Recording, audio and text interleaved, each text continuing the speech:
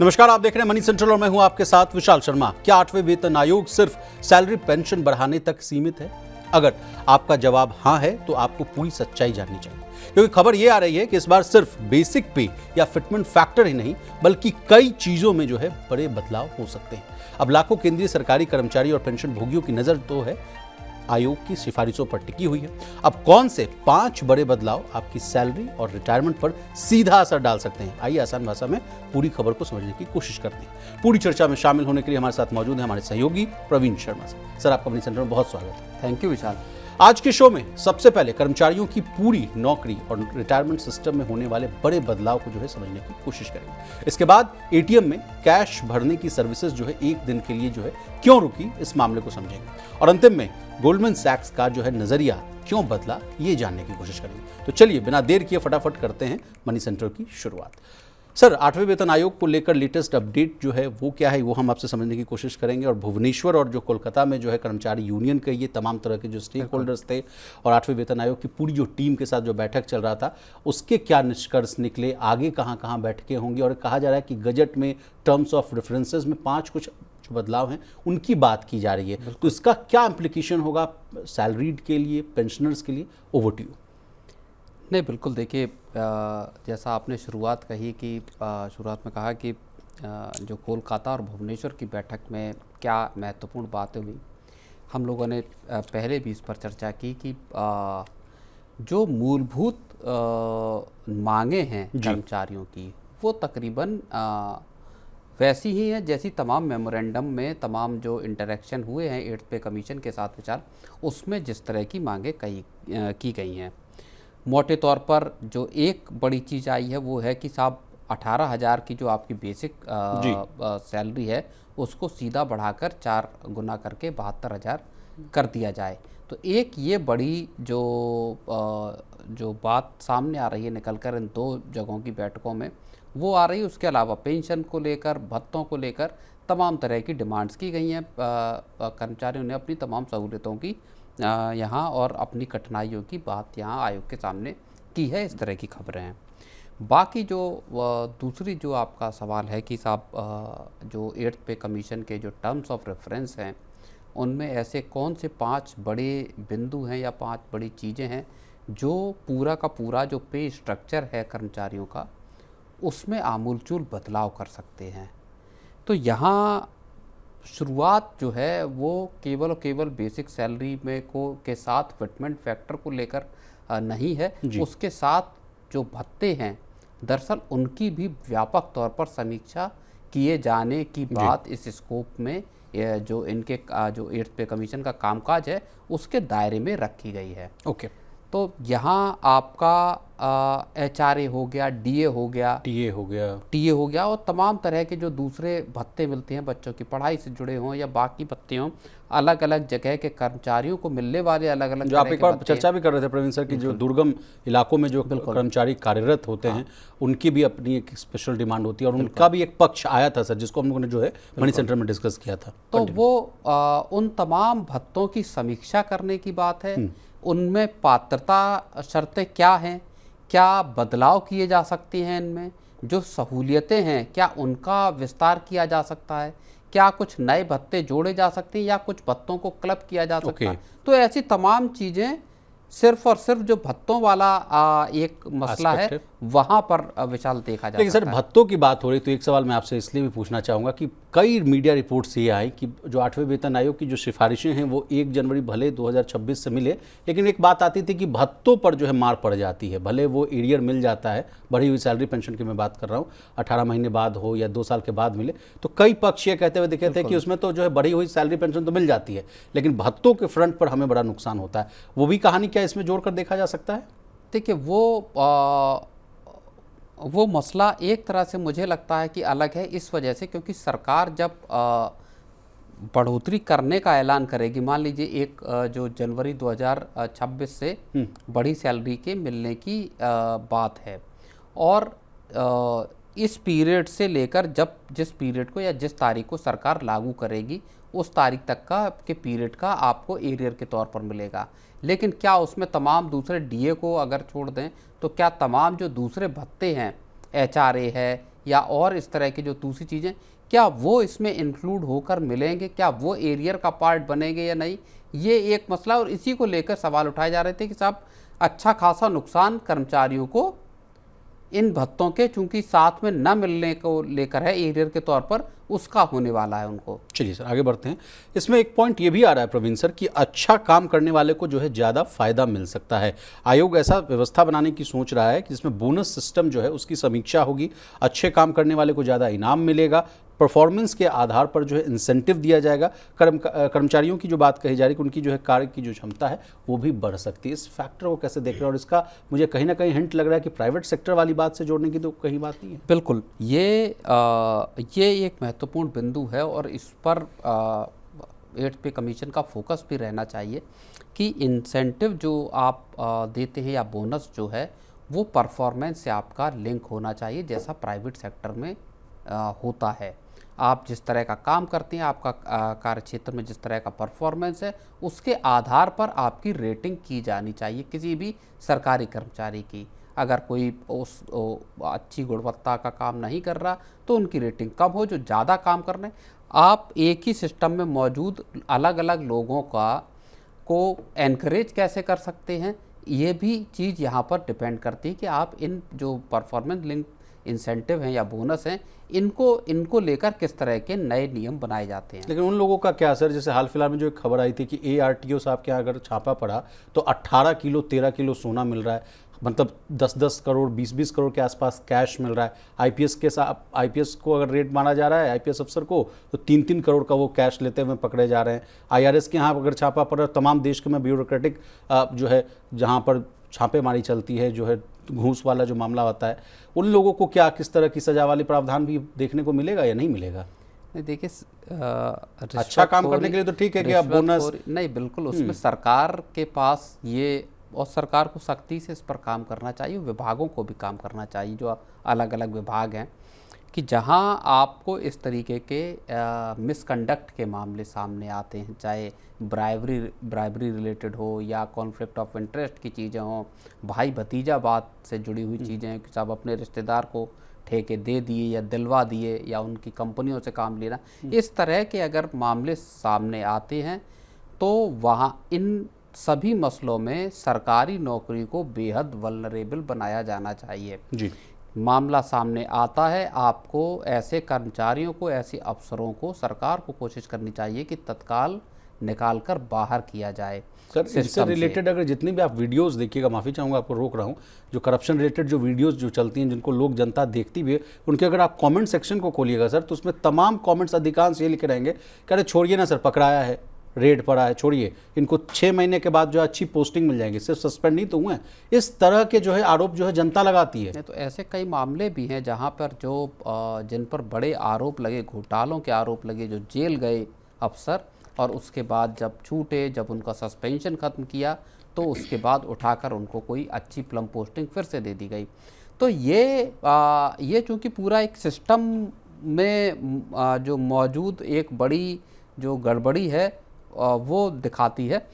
मुझे लगता है कि सरकार को जिस लेवल पर आप चाहे 4 का सरकार फिटमेंट फैक्टर कर दे या 3.5 का कर दे या 3.25 का कर दे, अच्छा फिटमेंट फैक्टर सरकार भले दे दे कर्मचारियों को, परफॉर्मेंस लिंक्ड इंसेंटिव कर दे, बोनस कर दे, लेकिन इस रिस्पेक्ट में ही आपको यहाँ पर उत्तरदायित्व भी तय करने चाहिए, नीचे से लेकर ऊपर तक। ऐसा नहीं हो कि हर बार जब कोई बड़ी गड़बड़ी होती है, कोई बड़ी क्राइसिस दिखाई देती है तो सबसे छोटा कर्मचारी तो नाप दिया जाता है, लेकिन बड़े अफसर बदस्तूर अपने पदों पर बने रहते हैं और काम भी करते रहते हैं, जबकि खामी की ज़्यादा जिम्मेदारी बड़ी उन लोगों की होती है जो अफसर हैं, जो जिनके ऊपर पूरा चीज़ों को मैनेज करने की है, जिसकी निगरानी की जिम्मेदारी है।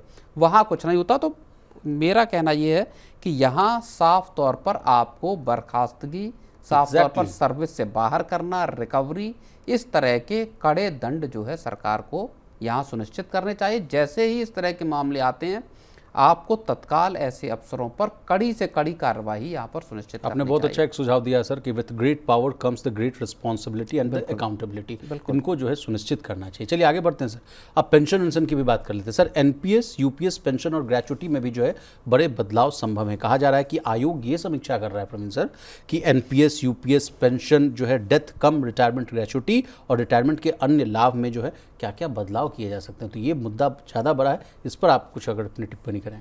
जी बिल्कुल, ये भी एक बड़ा एस्पेक्ट है जो 8th पे कमीशन के कामकाज के दायरे में लाया गया है कि जहां आप जो कर्मचारी एनपीएस में हैं उनके लिए भी पूरे की पूरी पेंशन और बाकी के जो बेनिफिट्स हैं ग्रेचुटी जैसे, उनके बारे में समीक्षा करना, नए नियम क्या बनाए जा सकते हैं उसको देखना, किस तरह के रिफॉर्म की ज़रूरत है।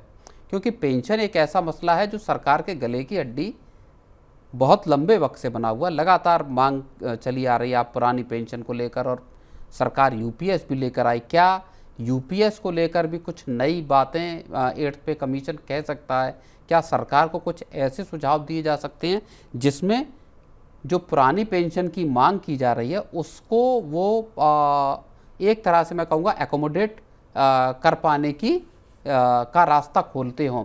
तो पेंशन पर क्या बड़े सुझाव आ सकते हैं 8th पे कमीशन के, या अपने जो कर्मचारियों के साथ इंटरेक्शन हुआ है वहाँ से किस तरह का एक आइडिया निकल कर सामने आता है, या रिफॉर्म का रास्ता, चाहे एनपीएस हो या नॉन एनपीएस जो एम्प्लॉयज़ हैं, इनके लिए ये एक बहुत बड़ा मसला हो सकता है। इसमें अगर कोई बड़ी चीज़ निकल कर सामने आती है, कोई बड़ा आइडिया निकल कर आता है और सरकार उसको अगर अप्रूव करती है, तो जो सरकार के ऊपर बर्डन मैं ये कहूँगा आ सकता है अगर पुरानी पेंशन लेकर आती है सरकार, वहाँ से बचने का क्या कोई रास्ता बन सकता है जिसमें कर्मचारी भी खुशी खुशी जिसके लिए तैयार हों। तो ये बड़ी जीत की बात हुई ना सर। लगातार कई वर्षों से मैं इस चीज़ को ट्रैक कर रहा हूँ, तो लोग एक ही डिमांड करते थे कि no NPS, no UPS, only OPS.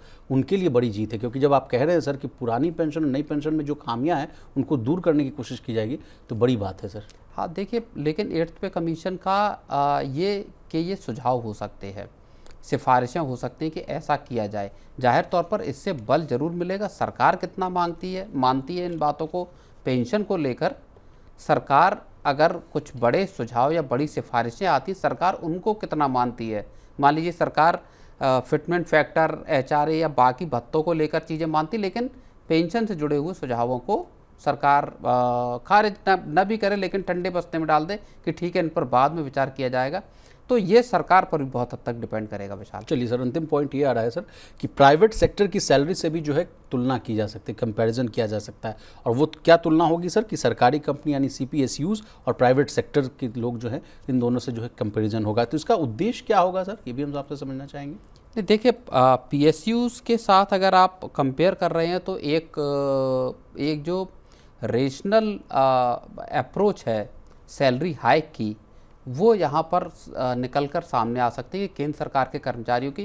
क्योंकि इस चीज़ को जब आपने 18 जो क्वेश्चनर दिए थे सरकार ने या 8th पे कमीशन ने, उसमें भी इस बात को कहा गया था कि साहब आपका जो अलग एक जैसे पद पर काम करने वाले या एक जैसी योग्यता वाले दो अलग अलग जगहों पर बैठे लोगों की सैलरी के बीच में कितनी असमानता है।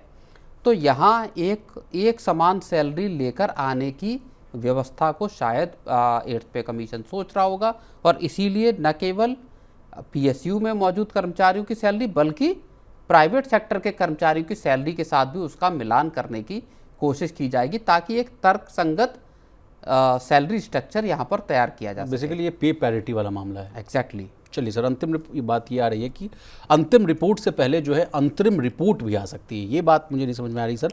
कहा जा रहा है कि आयोग को जो है अंतिम रिपोर्ट देने के लिए जो समय सीमा दिया गया था वो जो था 18 महीने के आसपास का था सर। 8 महीने गुजर चुके हैं, 10 महीने बाकी हैं। 3 नवंबर 2025 से जो है 18 महीने का अगर कैलकुलेशन किया जाए सर, तो कहा जा रहा है कि किसी खास मुद्दे पर एक कुछ रिपोर्ट है जो पहले भी आ सकता है। तो ये एक मामला क्या अंतरिम रिपोर्ट वाला? नहीं, देखिए, अंतरिम रिपोर्ट का मतलब ये हुआ कि आयोग अपनी एक फाइनल रिपोर्ट सबमिट करे, उसके बाद सरकार उसको जज करे, उसके ऊपर अपनी पूरी टिप्पणी करे और उसके बाद उसको वापस लौटाए और तमाम सुधारों के साथ उसको दे। उससे पहले ऐसा हो सकता है कि एक इंटरिम रिपोर्ट सरकार के पास रखी जाए कि हम इस अप्रोच के साथ काम कर रहे हैं, हम ये करना चाहते हैं। मोटे तौर पर आइडिया सरकार के पास जाए और सरकार उसमें देखकर, अगर सरकार को लगता है कि साहब ये सुझाव सरकार की तरफ से कि इनमें यहाँ ये बदलाव किए जा सकते हैं या ये बदलाव किए जाने चाहिए, जो सरकार का रुख है, सरकार का जो पूरा का पूरा आइडिया है कि साहब इतनी सैलरी बढ़नी चाहिए, इस तरह की चीज़ें होनी चाहिए तमाम मसलों पर, उसमें सरकार की बात फिर वहाँ आ सकती है। और इसके बाद फिर जब फाइनल रिपोर्ट तैयार होगी तो उसको सरकार को फिर से भेजा जाएगा। सरकार जहाँ पर ज़्यादा तेज़ी से उसको अप्रूव करके दे सकती है। तो मुझे लगता है कि एक ये पर्पज़ हो सकता है कि एक इंटरिम रिपोर्ट सरकार को पहले सौंप दी जाए। चलिए सर, आगे बढ़ते हैं। कल्पना कीजिए आप एटीएम पर पहुंचे, एटीएम कार्ड डाला, लेकिन स्क्रीन पर लिखा आया नो कैश। ये समस्या एक दो नहीं बल्कि कई एटीएम में देखने को मिले, तो आपके मन में भी कई तरह के सवाल उमड़ सकते हैं। क्या देश में कैश की कमी हो गई है क्या, या इसके पीछे कोई और कारण है? असल में देखिए, दिल्ली, हरियाणा, उत्तर प्रदेश और कर्नाटक में जो है एटीएम में कैश भरने का काम अचानक रुक गया। आखिर क्यों?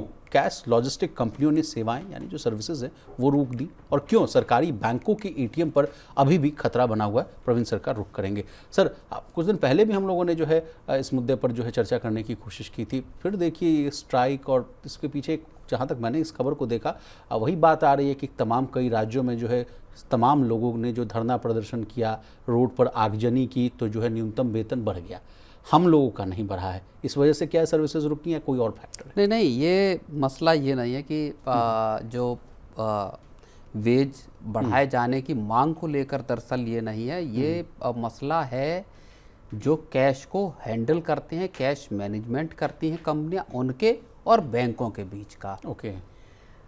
और इन जो कंपनियां हैं, इन कंपनियों में जैसे जो दरअसल है क्या विशाल कि एटीएम, एक बात तो मुझे समझाइए सर, मुझे लगता है कि एटीएम में कैश भरने का काम बैंक के कर्मचारियों का है, क्या ये सही है या गलत है? नहीं, यही बैंक एटीएम्स को या कैश को हैंडल करने का काम उतना नहीं करते। एटीएम से रिलेटेड अगर मैं बात करूं तो ये काम प्राइवेट कंपनियों को सौंपा जा चुका है और वो थर्ड पार्टी एक तरह से वो इस पूरे के पूरे काम को, चाहे लॉजिस्टिक्स हो, कैश इन ट्रांजिट हो, कैश आपका रीफिलिंग हो जो एटीएम मशीन्स में, ये सारा काम थर्ड पार्टी या कैश मैनेजमेंट कंपनियां करती हैं। इनमें कौन कौन सी कंपनियां हैं? जैसे CMS इन्फो सिस्टम्स है, आपका SIS प्रोसीगर है, ब्रिंक्स इंडिया है और सिक्योर वैल्यू है। कुछ लोगों की गाड़ियां हम लोग को सड़कों पर दिखती भी हैं। बिल्कुल, तो ये कंपनियां इसको मैनेज करती हैं। ठीक है। अब इन्होंने एक दिन की हड़ताल की। कल 4 राज्यों में इसका असर दिखाई दिया, यूपी, हरियाणा, दिल्ली और आपका कर्नाटक। हड़ताल क्यों की? क्योंकि इन कंपनियों की लंबे वक्त से मांग ये रही है कि एक तो इनके जो कॉन्ट्रैक्ट हैं वो रिवाइज नहीं किए गए। इनका कहना यह है कि कई राज्यों में वेज सीलिंग जब बढ़ी है, जब राज्य सरकारों को कर्मचारियों के वेतनमान बढ़ाने पड़े न्यूनतम, जैसा हमने दिल्ली, मानेसर, गुड़गांव में भी देखा और नोएडा में भी देखा, उसकी वजह से इनको इनके कर्मचारियों के वेतन बढ़ाने पड़े हैं जो कैश हैंडलिंग कंपनियां हैं। दूसरी चीज़ ये है कि तेल का खर्चा बढ़ा है, उसकी वजह से बहुत सारा काम इनका दरअसल ट्रांसपोर्टेशन का है, लॉजिस्टिक्स का है, तो वहाँ इनका खर्चा बढ़ा है। अब बैंकों के साथ इनके पुराने कॉन्ट्रैक्ट हैं, इस वजह से इनको अपने धंधे में, इन कंपनियों का मानना यह है कि तकरीबन 100 करोड़ रुपए का इनको लॉस जो है वो हाल के वक्त में हुआ है इस पूरे के पूरे जो कैश को हैंडलिंग को लेकर। अब ये कंपनियां ये कह रही हैं कि साहब जो हमारे कॉन्ट्रैक्ट आपके साथ हैं इसको आप रिवाइज कीजिए ताकि हम जो है इस लॉसेस से उबर सकें। कई बैंकों ने इसकी शुरुआत कर दी है, खासतौर पर प्राइवेट बैंकों ने। सरकारी तमाम बैंक अभी इन जो कॉन्ट्रैक्ट को रिवीजन करने में अभी थोड़े ठिठके हुए हैं। तो एक दिन की हड़ताल थी, लेकिन माना जा रहा है कि आज मंगलवार को इसमें चीज़ों में ईज आउट होने की उम्मीद है, लेकिन कल कई जगहों पर एटीएम में पैसा नहीं था। जबकि सर मैं इस रिपोर्ट को पढ़ रहा था तो ऐसा पहली बार नहीं हुआ है। इसके पहले भी आरबीआई और एसबीआई ने पहले भी चेतावनी दी थी, तो क्यों नहीं उन चेतावनियों पर जो है फोकस किया गया? ऐसी स्थिति क्यों आने दी गई? नहीं देखिए, बैंकों पर अब इसमें दो पार्टियां सामने ठीक है आई, सर। एक बैंक, दूसरा हो गए आपके कैश हैंडलिंग वाली ये कंपनियां सारी, लॉजिस्टिक्स कंपनियां।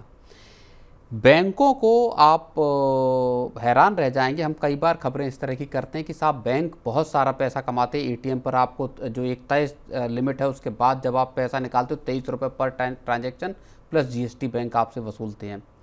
इसके बावजूद ज़्यादातर बैंकों को हर साल एटीएम से पैसे की निकासी पर लॉस होता है, मतलब जो ऑपरेशनल है वो लॉस है। हाँ, अब आप समझिए कि 2023-24 का एक डेटा है, उसके हिसाब से सिर्फ और सिर्फ एसबीआई को एक साल में जो एटीएम से ट्रांजैक्शन होता है, कैश निकाला जाता है, उसमें तकरीबन 331 करोड़ रुपए की इनकम हुई केवल एसबीआई को।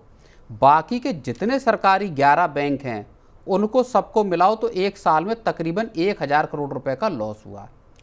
तो ज़्यादातर बैंक दरअसल एटीएम ऑपरेशंस में लॉस उठाते हैं। अब हर साल बैंकों का 15 से 20 हजार करोड़ रुपए का खर्चा है एटीएम्स को ऑपरेट करने का खर्चा। वो खर्चा कहाँ का है? वो खर्चा पूरा का पूरा इन जो थर्ड पार्टी जो कंपनियां हैं इनको बैंकों को देना पड़ता है, उसका खर्चा है। और अभी हाल का ही अगर आप देख लीजिए तो एसबीआई ने 1000 करोड़ रुपए का कॉन्ट्रैक्ट किया है सीएमएस के साथ 10 साल के लिए एटीएम्स को अपने हजारों। एसबीआई के इस देश में सबसे ज़्यादा एटीएम है, तकरीबन 64,000 एटीएम एसबीआई के हैं। उसके बाद एचडीएफसी का नंबर आता है जिसके 22,000 एटीएम है। तो ऐसा ही एचडीएफसी ने 5 साल का एक कॉन्ट्रैक्ट किया 400 करोड़ रुपए में। तो बैंकों को एक बड़ा पैसा दरअसल खर्च करना पड़ रहा है एटीएम के ऑपरेशंस को चलाने के लिए। और इसीलिए जब आप जाते हैं कई दफ़ा कई सारे एटीएम आपको या तो उनमें सर्विस अनअवेलेबल मिलती है या काम नहीं कर रहे हैं या कैश डिस्पेंस नहीं हो रहा या मशीनें बंद पड़ी हैं, लिंक फेल या नंबर ऑफ एटीएम पिछले कुछ सालों में घटते हुए भी दिखाई दिए। इस तरह की बात है। तकरीबन 2,40,000 के आसपास एटीएम का नंबर बताया जाता है इस देश में। सर, तमाम आपने जो डेटा समझाया प्रवीण सर, तो मैं आपसे अगला सवाल ये पूछना चाहता हूँ कि क्या जब इतनी लॉस हो रही है, एक ही जो है सरकारी बैंक उसको फ़ायदा हो रहा है, तो क्या आने वाले समय में हम लोग क्या एटीएम जैसी जो चीज़ है वो क्या विलुप्त होते हुए देखेंगे? पैसा निकालने के लिए क्या सीधे बैंक का रुख करना पड़ेगा? हाँ, अब यहाँ बैंकों को चूँकि ये पूरी कहानी चलते हुए एक लंबा अरसा हो गया, बैंकों और इन कंपनियों के बीच में रस्साकसी, बैंकों को होने वाले नुकसान, पहले बैंक लगातार आपको इस सब पूरे ऑपरेशन को फ्री ऑफ कॉस्ट रखते थे कि आप साहब जितना मर्जी चाहे पैसा निकालें, लेकिन बाद में धीरे धीरे बैंकों ने कॉस्ट इस पर इम्पोज करना शुरू की। इसके बावजूद 90% ट्रांजैक्शन जो एटीएम में हैं वो ऐसे हैं जो फ्री ट्रांजैक्शन हैं, जिनमें बैंकों को कोई कमाई नहीं होती किसी भी व्यक्ति के। क्यों है? इसलिए कि लोगों को जो 5 मिलते हैं या कहीं 4 मिलते हैं या कहीं 3 मिलते हैं, लोग बस उतना ही यूटिलाइज करते हैं और बाकी उसके बाद नहीं निकालते। तो एक इसकी बड़ी वजह यह भी है कि यूपीआई आ गया तो अब लोगों को कैश की उतनी जरूरत नहीं, रिकॉर्ड ट्रांजैक्शन हो रहे हैं। मोदी साहब ये कहते हैं, लेकिन कैश इन सर्कुलेशन भी बढ़ा है, कैश की डिमांड भी बढ़ी है, तो दोनों चीजें एक साथ हो रही हैं। तो उसके पीछे तो ये तर्क दिया गया था कि due to the geopolitical tensions, uncertainties, लोग अब चाह रहे हैं कि भाई क्या होने वाला है विश्व में, तो कुछ पैसा जो है कैश निकाल कर रख लिया जाए। वो समय वो कहानी आई थी। बिल्कुल, तो ये भी मसला है और भी चीज़ें हैं। लेकिन कुल मिलाकर ये है कि बैंकों को अब दरअसल इतने साल का एक्सपीरियंस बैंकों को अब अपनी स्ट्रेटजी बदलने के लिए मजबूर कर रहा है। अब बैंक जो एटीएम है सिर्फ केवल कैश निकालने की मशीन की जगह उसको मल्टीपर्पज़ मशीन के तौर पर तब्दील करना चाहते हैं।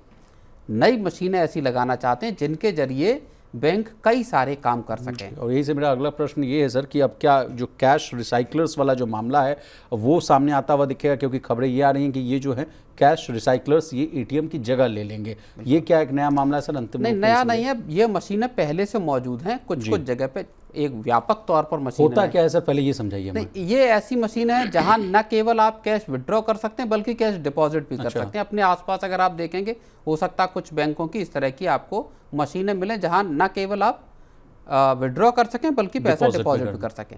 अब इससे बैंकों को क्या फ़ायदा होगा? बैंकों को दरअसल जो कैश इन ट्रांजिट और इस सब काम में जो कैश हैंडलिंग, कैश को लाना ले जाना, इस सब काम में जो इन सीएमएस जैसी कंपनियों की ज़रूरत पड़ती है वो ज़रूरत कम पड़ेगी। जो 400 करोड़ रुपए आपने बताया कि आंकड़ा देना पड़ा है 10 साल के कॉन्ट्रैक्ट के लिए, बिल्कुल ये आंकड़ा कम होगा। बिल्कुल, तो ये बैंकों को कम आपको पैसा खर्च करना पड़ेगा, ऑपरेशनल कॉस्ट एटीएम की कम होगी। ऐसे कम होगी कि जब आप जिस मशीन से आप कैश को डिलीवर कर रहे हैं या विड्रॉ करने के लिए दे रहे हैं उसी मशीन में डिपॉजिट हो रहा है। ये मशीनें ऐसी हैं जो न केवल नकली नोट को पकड़ लेती हैं बल्कि कैश को आपको सेग्रीगेट भी कर लेती हैं। मसलन 500 का नोट कहाँ लगेगा, 200 का कहाँ, 100 का कहाँ, तो उसकी छटाई भी कर ले रही हैं। और नकली नोट है, अगर गलत नोट है तो उसको भी आपको बता रही हैं। तो बैंकों को एक बड़ी सहूलियत ये मिलेगी कि उसी मशीन से उसी कैश को आप विड्रॉ कर सकते हैं। 500 का नोट हो गया, 200 का नोट हो गया। और इसका एक फ़ायदा ये होगा कि ब्रांचों में जो दबाव है, बर्डन है, लोगों को ब्रांच में जाना पड़ रहा है, डिपॉजिट करना तो आपको साहब ब्रांच में जाना पड़ेगा, तो ब्रांच फिर आपके स्पेशलाइज्ड वर्क के लिए रह जाएंगे, या भारी वॉल्यूम में जब आपका कैश आ रहा है तो केवल उसको हैंडल करने के लिए एक तरफ तो वहाँ भी आएगा सर कि जब हम लोग बैंकिंग ऑर्गेनाइजेशन या जो वहाँ के कर्मचारी संघ की जो बात किया करते थे तो वो तो वहाँ कहते थे कि यहाँ तो कर्मचारियों की संख्या एकदम नगण्य है, इतनी कम लोग यहाँ काम कर रहे, वैकेंसी निकाली नहीं जाती, हम पे ज़्यादा दबाव है। तो उस फ्रंट पर कर्मचारी संगठनों में भी रोष बढ़ेगा कि जब सब काम तो रिसाइकलर्स ही कर देगा तो हमें भर्ती ही नहीं करोगे और जितने लोग उन्हीं से काम कराओगे। बैंकों के कर्मचारियों पर बर्डन भी यहाँ कम होगा। फिर इसका एक असर ये भी होगा कि जो कैश के काम में लगे हुए लोग हैं उन पर इसका सीधे तौर पर कम बर्डन का एक असर दिखाई देगा। बैंक को दोनों मोर्चे, बैंक ज़्यादा स्पेशलाइज्ड काम करने पर फिर फोकस कर पाएंगे। मसलन लोन देना है आपका या जो दूसरी सर्विसेज हैं, कस्टमर सर्विस,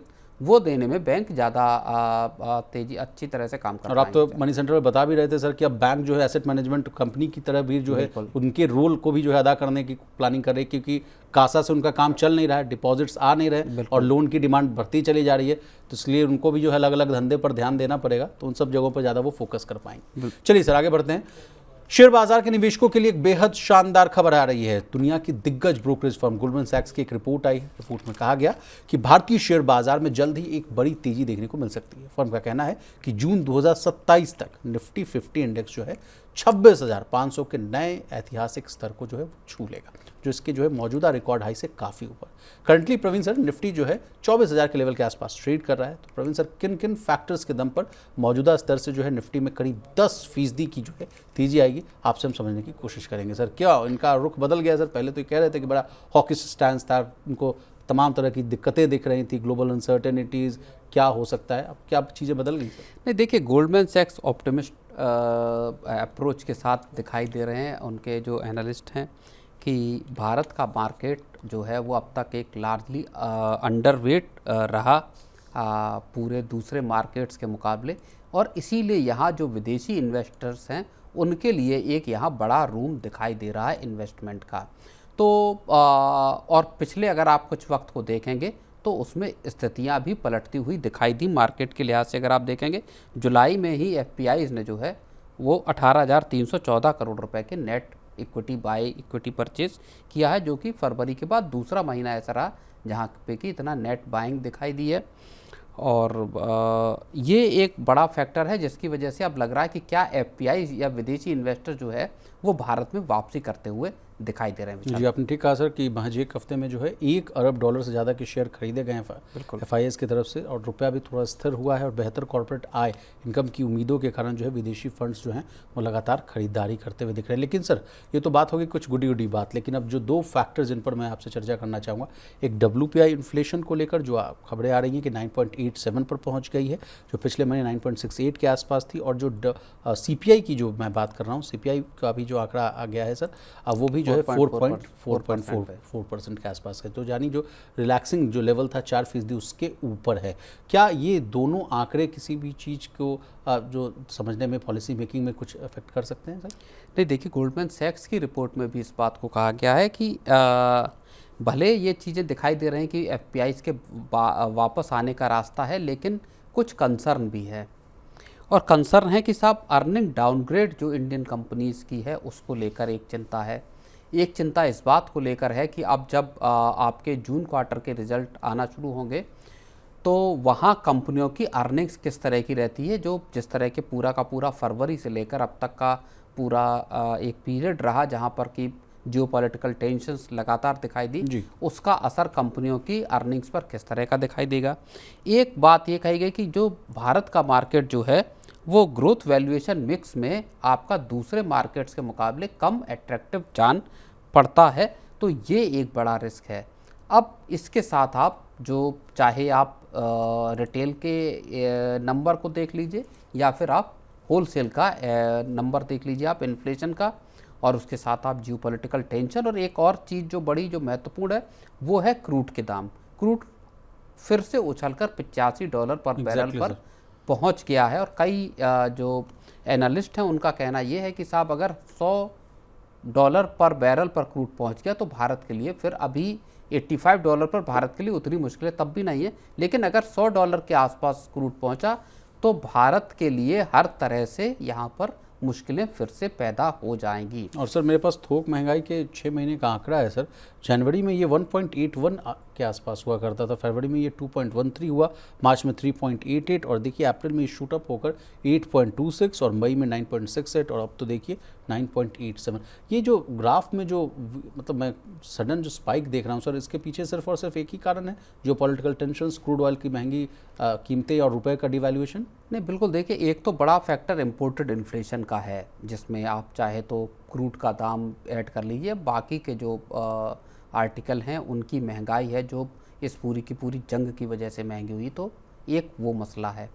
दूसरा मसला ये है कि आप खाद्यान्न की जो कीमतें हैं, फूड इन्फ्लेशन को अगर आप इसमें चेक करेंगे, वो लगातार बढ़ती हुई दिखाई दी है इस पूरे पीरियड में। जी सर। और 4.99 से बढ़कर 7% हो गई। रोजाना की ज़रूरत वाले सामान जो है, प्राइमरी आर्टिकल्स, उनकी महंगाई 5% से बढ़कर 7% हो गई। खाने पीने की चीज़ें यानी फूड इंडेक्स की महंगाई सर 4.49 से बढ़कर 6.14 हो गई है। फ्यूल और पावर की जो थोक महंगाई दर है वो 30.33 से जो है वो घटी है, 27.41% हो गई। और मैन्युफैक्चरिंग प्रोडक्ट्स की थोक महंगाई में कोई बदलाव नहीं हुआ, ये स्थिर है 7.48 के आसपास है। लेकिन सर इसमें एक डेटा है, ये फ्यूल और पावर वाली जो महंगाई ये क्यों घट गई सर?